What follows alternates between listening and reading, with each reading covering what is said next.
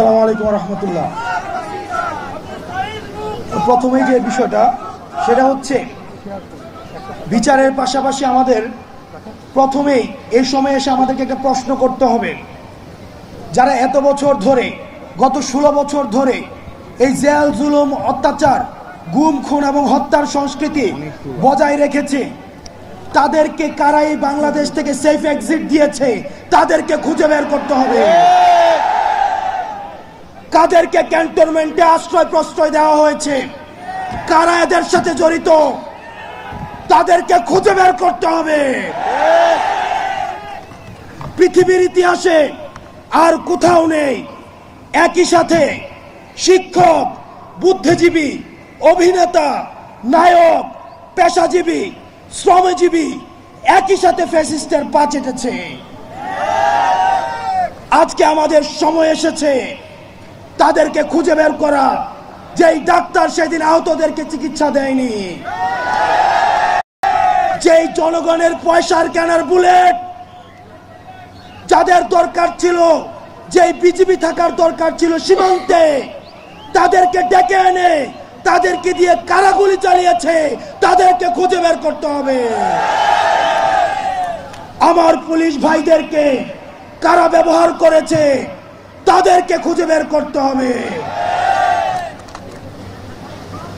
যাদের কলম এই ফ্যাসিবাদের পক্ষে লিখেছে এই কলমগুলোকে ভাঙতে হবে।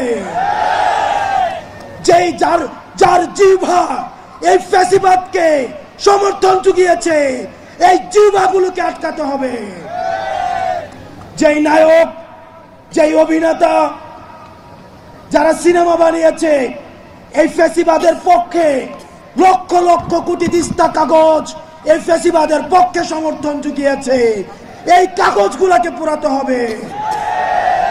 প্রিয় সহযোদ্ধা, আমরা দেখেছি গত 16 বছরে আলেম ওলামাদেরকে যারা গণতন্ত্রের পক্ষে কথা বলেছে, যারা গণতন্ত্রের পক্ষে কথা বলেছে তাদেরকে যখন জেলে নিয়ে যাওয়া হতো, তাদের কোমরের রশি বেঁধে তাদেরকে জেলে নিয়ে যাওয়া হতো। কিন্তু আমরা দেখছি আজকে যাদের হাতে 2000 শহীদের রক্তের দাগ লেগে আছে, তারা যখন জেল থেকে বের হয় মনে হয় শ্বশুর বাড়িতে পিকনিক করতে আসছে। আমরা খবর পেয়েছি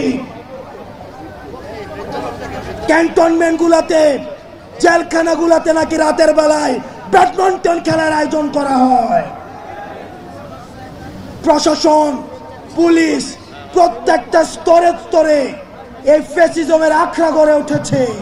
প্রত্যেকটি জায়গা থেকে ফ্যাসিবাদকে উৎখাত করতে হবে। প্রিয় সহযোদ্ধা, আপনারা জানেন 71কে পুঁজি করে আওয়ামী লীগ গত 16টা বছর শত মায়ের বুক খালি করেছে,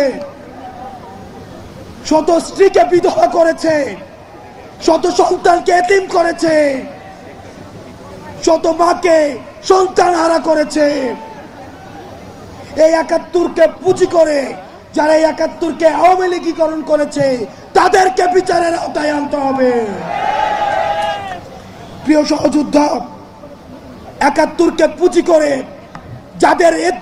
যাদের ইজ্জত লুণ্ঠন করা হয়েছে, যাদেরকে ফাঁসিতে ঝুলানো হয়েছে, যেই ফ্যামিলিগুলোকে মানুষের সামনে লজ্জিত করা হয়েছে, সেই ফ্যামিলিগুলোর ইজ্জত ফিরিয়ে দিতে হবে।